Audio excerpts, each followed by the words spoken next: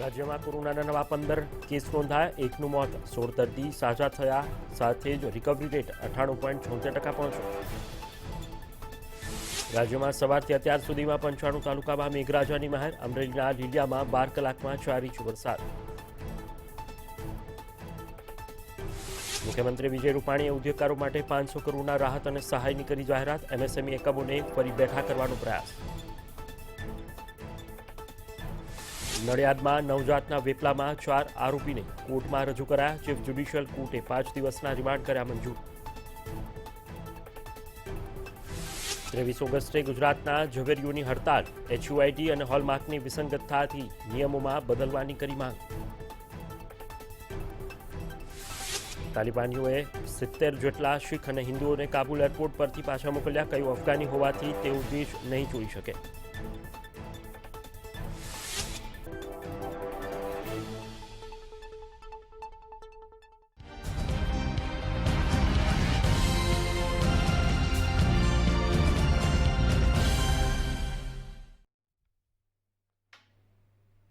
નમસ્કાર, હું છું ભૂમિ જાની અને તમે જોઈ રહ્યા છો મંતવ્ય ન્યૂઝ.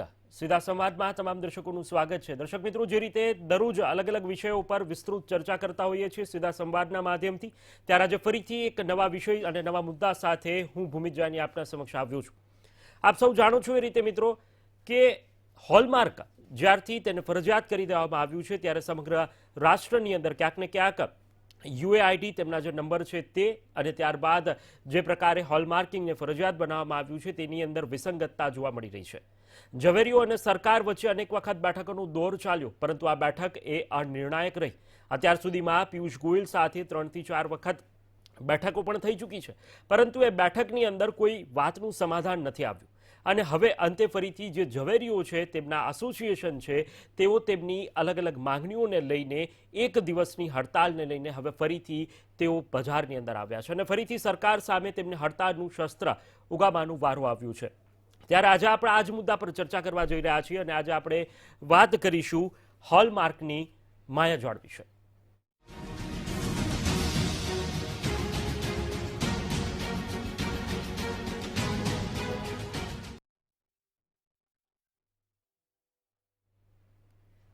દર્શક મિત્રો, જે રીતે આ મુદ્દાએ વિસંગતતા જરૂરથી ઊભી કરી છે અને જે પ્રકારે આ સ્થિતિનું નિર્માણ થયું છે સમગ્ર રાષ્ટ્રની અંદર, આપ સૌ જાણો છો એમ કે 16 જૂનના રોજ હોલમાર્ક ફરજિયાતની જાહેરાત અને જે કાયદો છે તેને લાગુ કરી દેવામાં આવ્યું અને ત્યારબાદ અમુક દિવસો સુધી તે કાયદાને લઈને વિસંગતતા હતી. વિસંગતતા બાદ જે પ્રકારે ધીરે ધીરે એક પછી એક પરિસ્થિતિનું નિર્માણ થયું તેને લઈને ઝવેરીઓ પણ કહી રહ્યા હતા કે તેની અંદર બદલાવ કરવાની જરૂર છે, સુધારા કરવાની જરૂર છે.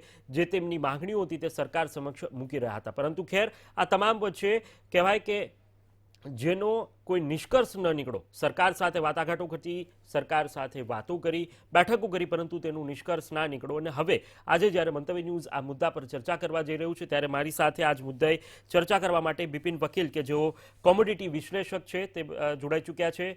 બિપિનજી, આપનું મંતવ્ય ન્યૂઝ પર સ્વાગત છે. બિપિનજી, સૌપ્રથમ સીધો પ્રશ્ન આપને પૂછવા માંગીશ કે આ મામલો હકીકતમાં શું છે? કારણ કે એક દર્શક તરીકે જો આપણે આ મામલાને જોઈએ તો એક દર્શક અથવા તો એક જે ગ્રાહક છે તેના માટે આ બીએસઆઈ માર્કિંગ, હોલમાર્કિંગ એ કેટલું ફરજિયાત છે અને આ મુદ્દાને અત્યારે હડતાળના મુદ્દાને આપ કઈ રીતે જોઈ રહ્યા છો?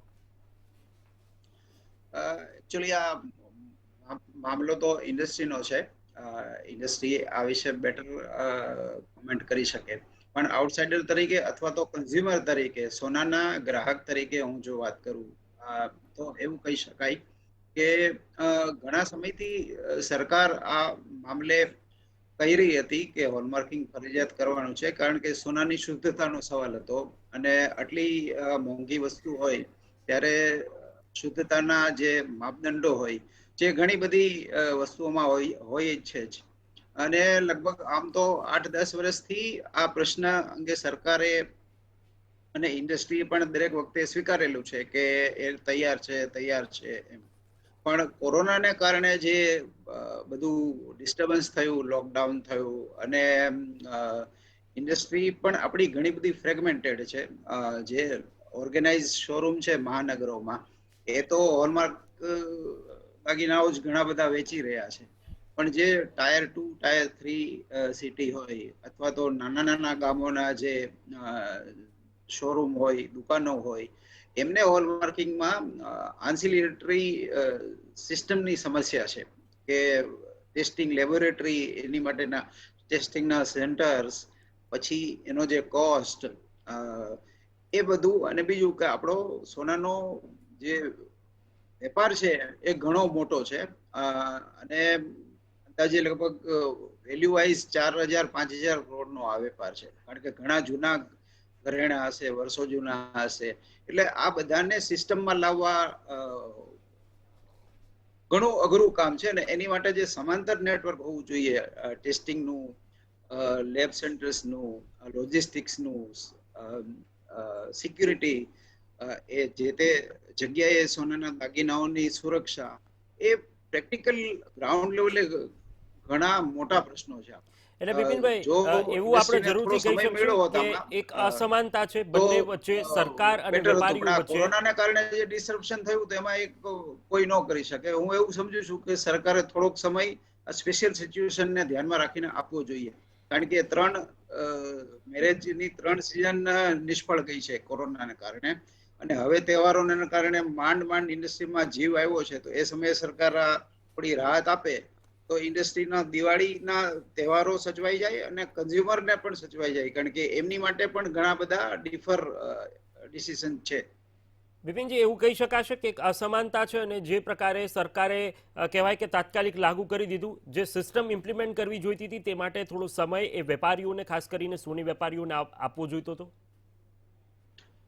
આમ સરકારે તો ઘણો સમય આપ્યો, પણ વેપારીઓ, જે આપણે એક ટેન્ડન્સી જે હોય છે કે ભાઈ 5 કે 7 વખત જેમ સ્થિતિ ઠેલાણી, તો ઘણી વાર એમ હોય ને કે ભાઈ આ વખતે પણ સરકાર મુદત આપશે, જી. એટલે એ મામલે અમુક લોકો કદાચ એવી ગડમથલમાં રહ્યા કે આ વખતે અમલીકરણ નહીં થાય. પણ આ વખતે સરકાર ઘણી જ મક્કમ રહી, કારણ કે કદાચ એને પણ એવો કોલ લેવાનો હતો કે ભાઈ આ રીતે વારંવાર આપણે આ મુદ્દો ઠેલતા રહીશું તો આનો કોઈ ઉકેલ નહીં આવે.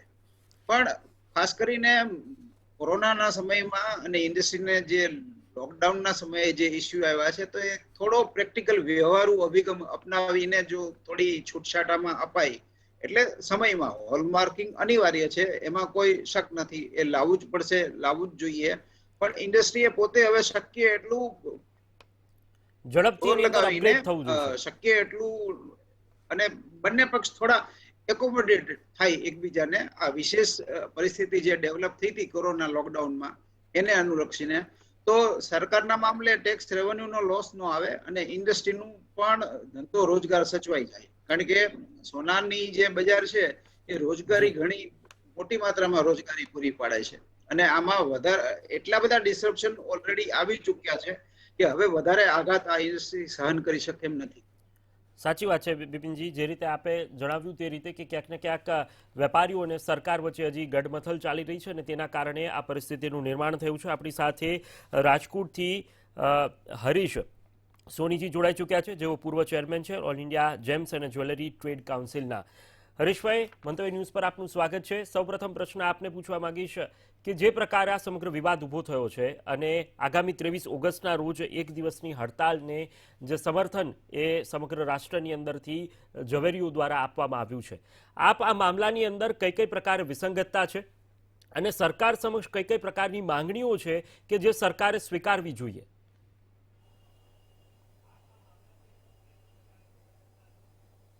નમસ્કાર, મંતવ્ય ન્યૂઝના બધા લોકોને મારા નમસ્કાર.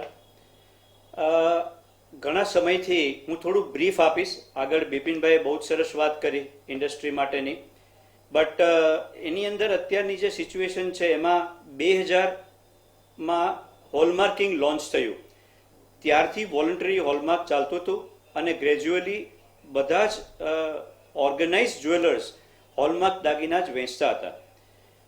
છેલ્લા ઘણા વર્ષોથી સરકાર અને ઇન્ડસ્ટ્રી વચ્ચેનો વાટાઘાટ ચાલતી હતી અને પર્ટિક્યુલર બ્યુરો ઓફ ઇન્ડિયન સ્ટાન્ડર્ડના તમામ ઓફિસરો સાથે સારી એવી મિટિંગો થઈ, સારી એવી વર્ચ્યુઅલ મિટિંગ થઈ, અને એમાં જે કંઈ અત્યારે વિસંગતતાઓ હતી એના માટે અમે ચર્ચાઓ કરી. અત્યારે મુદ્દો મેઇન એ છે કે ઇન્ડસ્ટ્રીની અંદર જે બધા જ ઇન્ડસ્ટ્રી હોલમાર્કને મેન્ડેટરી હોલમાર્કને અમે વેલકમ કરીએ છીએ. મેન્ડેટરી હોલમાર્ક માટે અમારો વિરોધ જ નથી, પણ જે અંદર કાયદાઓની જોગવાઈઓ આપેલી છે એ જોગવાઈ માટે ઇન્ડસ્ટ્રીનો સખત વિરોધ છે. અમારી વાત જ કોઈ આગળ સંભળાતી નથી. સૌપ્રથમ જે કાયદાની જોગવાઈ કહેવાય કે BISનો સેક્શન 29 હેઠળ આ ઇન્ડસ્ટ્રીમાં માઇન્યુટ પણ ડિફરન્સ આવે તો એમાં જે કાયદાઓ લગાડેલા છે એ ફોજદારી ગુનાઓ લગાડેલા છે, જે એકચ્યુઅલી ફોજદારી ગુના નથી. અમે સુવર્ણકાર છીએ, અમે કોઈ ગુનેગાર નથી કે જે અમારા ઉપર આ પ્રકારની કલમો લગાડવામાં આવે. આજે સુવર્ણકાર જ્યારે દાગીના બનાવે છે, જ્વેલરી બનાવે છે, અને આપણો ઇતિહાસ પણ એટલો જૂનો છે કે ઇન્ડિયા એક એવું સેન્ટર છે કે જ્યાં દરેક કલ્ચરની અલગ અલગ વિશેષતાઓ છે. તો આવા સંજોગોમાં જે જ્વેલરી ઘરેણાં જે બને છે ઇન્ડિયામાં, એના અમારા જે એક પ્રેક્ટિકલ પ્રોબ્લેમ હતા એ અમે સરકાર સમક્ષ મૂકેલા, પરંતુ જે નિયમો અમારી સામે આવ્યા એની સામે અમારો વિરોધ હતો. નાનામાં નાના પોઈન્ટમાં ઝવેરીઓનું જો રજિસ્ટ્રેશન રદ થાય તો એ પણ વ્યાજબી વાત નથી, કારણ કે BISની બીજી ઘણી બધી પ્રોડક્ટો એવી છે કે જે લાઈફ સાથે કનેક્ટેડ છે, પણ એમાં પણ કોઈ એનું રજિસ્ટ્રેશન રદ કરવાની જોગવાઈ નથી. તો આજે સુવર્ણકાર હોય તો એની બીજી, ત્રીજી, ચોથી પેઢીએ કામ કરતા હોય છે અને 25, 50, 100 વર્ષ જૂની પેઢીઓ ચાલતી હોય છે.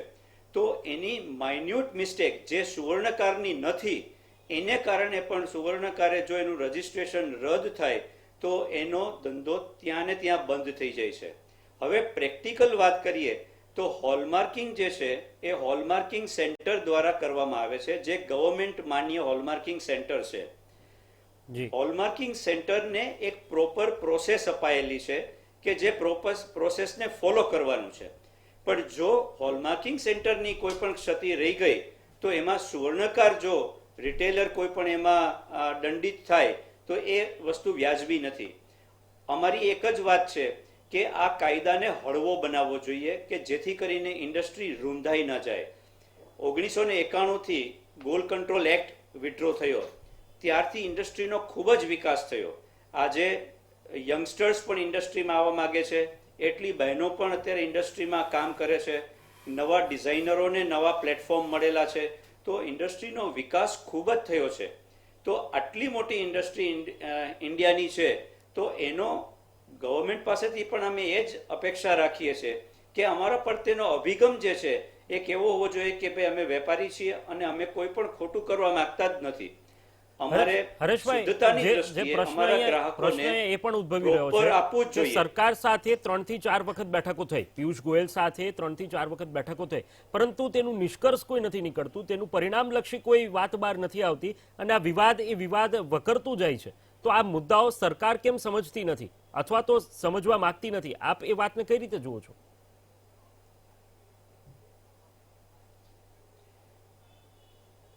અનેક મિટિંગો થઈ, અનેક વાર્તાલાપ થયા. અમારી ઇન્ડસ્ટ્રીના જે પ્રેક્ટિકલ પ્રોબ્લેમ છે એ અમે ઘણી જ ડિટેલમાં સમજાવેલા છે. ઉપર એક ટાસ્ક ફોર્સ બનેલી છે અત્યારે ઇન્ડિયાની, અને એ ટાસ્ક ફોર્સમાં જે મેમ્બરો જે ઓલ ઓવર ઇન્ડિયાના લોકોએ બધાએ નિયુક્ત કરેલા છે, જે ઇન્ડસ્ટ્રીને રિપ્રેઝેન્ટ કરે છે, કે ત્યાં દિલ્હીમાં મિટિંગો રેગ્યુલર થતી રહે છે. પણ આપે જેમ કહ્યું એમ કે અત્યાર સુધી અમે જે ડિમાન્ડો કરેલી તો એમાં અમારી જે ડિમાન્ડ જે છે એ ડિમાન્ડ અમે કહ્યું કે આ ઇમ્પ્લિમેન્ટેબલ જ નથી. આ લોને તમારે હળવો બનાવવો જોઈએ, જેના કારણે ઇન્ડસ્ટ્રીની અંદર એક કેઓટિક સિચ્યુએશન ના થાય. અત્યારની સિચ્યુએશન એવી છે કે જેની અંદર હોલમાર્કિંગ કરવા માટે બધા સુવર્ણકારો રેડી છે, પણ એની અંદર આપવામાં આવેલી કાયદાની જોગવાઈઓ જે છે એ હળવી બનાવવી જરૂરી છે. આ અભિગમ સરકારે અમારી અપેક્ષા છે સરકાર પાસેથી કે આ લાવવાથી ઇન્ડસ્ટ્રીનું ડેવલપમેન્ટ થશે જ. ચોક્કસથી. તમારી સાથે જીગર શાહ કે જેઓ અમદાવાદ જ્વેલર્સ એસોસિએશનના પ્રમુખ છે, મંતવ્ય ન્યૂઝના સ્ટુડિયોથી આપણી સાથે જોડાઈ ચૂક્યા છે. જીગરભાઈ, આપને પૂછવા માંગીશ, જે પ્રમાણે આ વિવાદ સામે આવ્યું છે, જ્યારે 16 જૂનથી સમગ્ર રાષ્ટ્રની અંદર હોલમાર્કિંગનો કાયદો અમલી બનાવવામાં આવ્યો અને ત્યારબાદ અલગ અલગ મુદ્દાઓ એ સામે આવી રહ્યા છે. સરકાર સાથે બેઠકો થઈ, સરકારને વિસ્તૃત જાણકારી પણ આપવામાં આવી, પરંતુ તેમ છતાં હવે આગામી દિવસોમાં એટલે કે 23 ઓગસ્ટે એક દિવસની હડતાલનું આયોજન કર્યું છે. આપ આ સમગ્ર મુદ્દાને પહેલા તો કેવી રીતે જુઓ છો? કારણ કે સરકાર અને એસોસિએશન એટલે કે જ્વેલર્સો એવું કહી રહ્યા છે કે અમે લોકો અમલીકરણ માટે તૈયાર છે, પરંતુ કાયદાની જોગવાઈની અંદર ફેરફાર કરવાની માંગણીઓ છે જે સરકાર નથી માનતી. હું જીગર સોની સૌથી પહેલાં આપણે જણાવતા આનંદ અનુભવીશ કે સરકારશ્રી સાથે હંમેશા જ્વેલર્સ કદમ સે કદમ મિલાવીને ચાલ્યા છે, ચાલી રહ્યા છે અને અત્યારે ચાલવામાં તેઓ સમજી રહ્યા છે. આપણે જે વાત કરી કે હોલમાર્કના કાયદાને કેવી રીતે અમે લઈ રહ્યા છે, તો સૌથી પહેલાં તો 20 વર્ષ જૂના કાયદાને હરેશભાઈએ કીધું તેમ ખૂબ જ સફળતા રીતે દરેક જ્વેલર્સ મિત્ર તેને સંભાળી રહ્યો છે. એટલે કે જ્યારથી આ કાયદો અમલીકરણ થયો ત્યારથી દરેક જ્વેલર્સ મિત્ર હોલમાર્કવાળા દાગીના વેચી જ રહ્યા છે. અત્યારે જે હાલમાં અસમંજસની પરિસ્થિતિ ઊભી થયેલ છે તેનું કારણ છે કે ગવર્મેન્ટ દ્વારા 16 તારીખથી જે નવો કાયદો મેન્ડેટરી કર્યો તેને સૌ જ્વેલર્સ મિત્રોએ આવકાર્યો, પરંતુ સાથે સાથે હોલમાર્ક યુનિક આઈડેન્ટિફિકેશન નંબર કે જેને HUID કહેવામાં આવે છે તે HUIDના વિરોધમાં અંદર બધા જ જ્વેલર્સ મિત્રો ભેગા થઈ અને તેનો આજે વિરોધ કરી રહ્યા છે. હવે ગવર્મેન્ટ એમ કહે છે કે ભાઈ આ હોલમાર્ક સુધી જ સીમિત રહેવાનો નંબર છે, પરંતુ અમને એ ખબર નથી પડતી કે જે વસ્તુ હોલમાર્ક સુધી સીમિત રહેવાની હોય તો તેની કાર્યશૈલી હોલમાર્ક સેન્ટર ઉપર કેવી રીતે પડી શકે. જો જ્વેલર્સો એવરેજ 250% વૃદ્ધિથી પોતાના લાયસન્સમાં વૃદ્ધિ કરી હોલમાર્કના લાયસન્સોનું રજિસ્ટ્રેશન કરાવી શકતા હોય તો ગવર્મેન્ટ દ્વારા જે હાલના પ્રસ્થાપિત હોલમાર્કિંગ સેન્ટરો છે તેમાંથી 83 જેટલા સેન્ટરોને સસ્પેન્ડ કર્યા અથવા રદબાતલ કર્યા અથવા તો તેમને હોલમાર્કિંગ કરવાની પરમિશન રદ કરી. શા કારણથી કરી?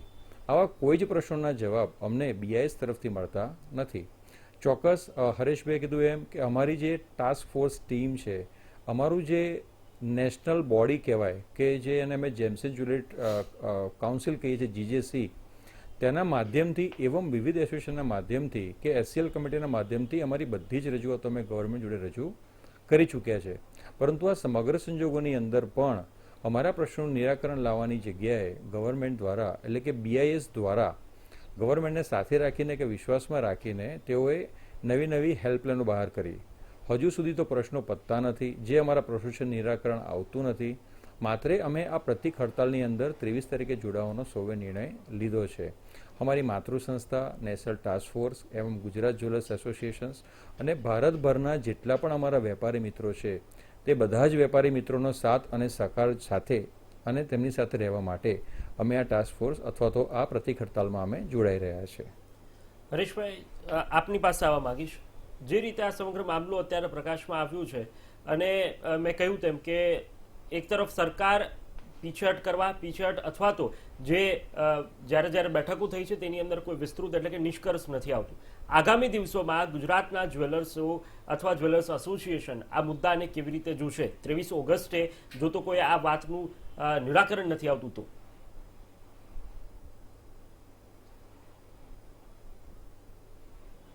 આમ જોઈએ તો નેશનલ લેવલનો આ ઇસ્યુ છે. પર્ટિક્યુલર કોઈ સ્ટેટ આ રિપ્રેઝેન્ટ મેટરને નહીં કરે, કારણ કે ઓલ ઓવર ઇન્ડિયા લેવલે અમારી અત્યારે વાટાઘાટો ચાલે છે. BIS સાથેની જે અમારી ડિમાન્ડ છે કે પ્રેક્ટિકલ વે આઉટ કરીએ. આજે BISના જે એપ્રુવડ હોલમાર્કિંગ સેન્ટર છે એ પૂરતા નથી. 1250 હોલમાર્કિંગ સેન્ટરમાંથી 300 હોલમાર્કિંગ સેન્ટરને જેમ જીગરભાઈ કહ્યું એમ સસ્પેન્ડ કરેલા છે અને ઘણા બધા સ્ટેટ્સ, આપણે સમજો કે 700 ઉપરના ડિસ્ટ્રિક્ટ છે ઇન્ડિયામાં, એમાં ફક્ત 256 ડિસ્ટ્રિક્ટમાં જ આ મેન્ડેટરી થઈ રહ્યું છે. તો આ એટલી બધી ડિફિકલ્ટીઝ છે. પ્લસ તમે જ્યારે એની પ્રોસેસ જે નક્કી કરેલી છે એ પ્રોસેસમાં નાના જ્વેલરો માટે તો અતિ મુશ્કેલ છે કે આ પ્રોસેસ નાના જ્વેલરો ફોલો કરી શકે.